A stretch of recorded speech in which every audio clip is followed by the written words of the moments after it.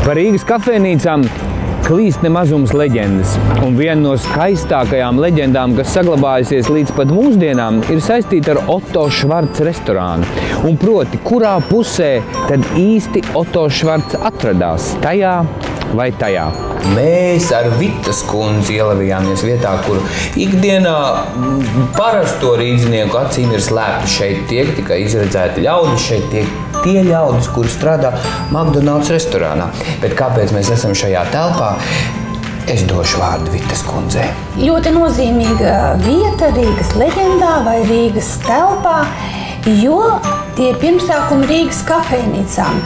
Tā ir slavenā Otto Švarca kafejnīca, kura tika dibināta 1891. gadā. Ja tobrīd, tas ir 20. gadsimta sākumā, kādam rīdziniekam uzprasīsi, kas ir Otto Švarcs, ja aiziesim uz Švarcīti, pilnīgi tas visiem bija saprotams. Un ja tu neesi bijis Otto Švarcā, tu būtībā neesi populārs. Tu tā pa vidā.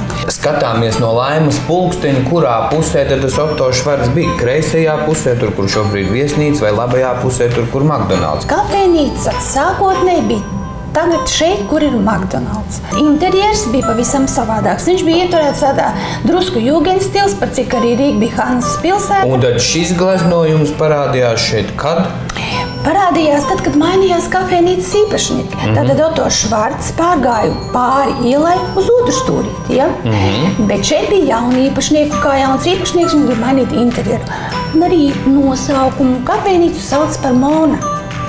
Un tie bija 20. gadsimta 30. gadi, kad Rīgā ienāk art deco stils, un arhitekts Vitlins izdomāja kaut ko tādu, kā toreiz bija pieņemts teikt, ultramodernu.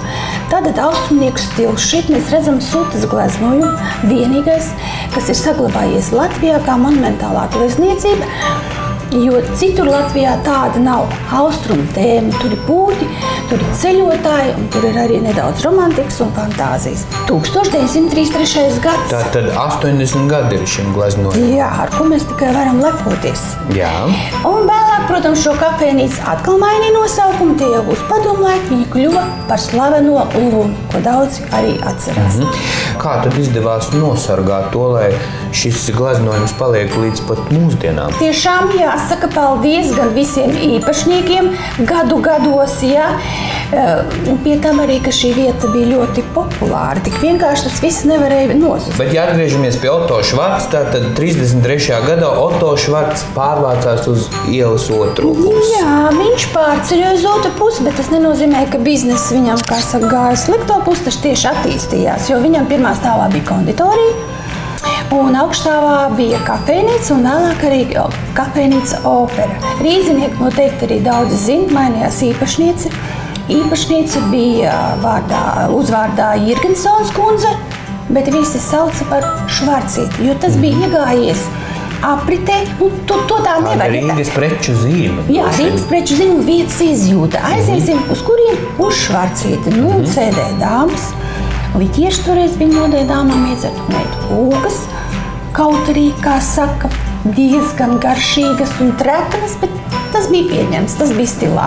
Rīga no tām pilsētām, kur vairāk cieņā ir kafija, mazāk varbūt tējas dzeršanas rituāls, ja?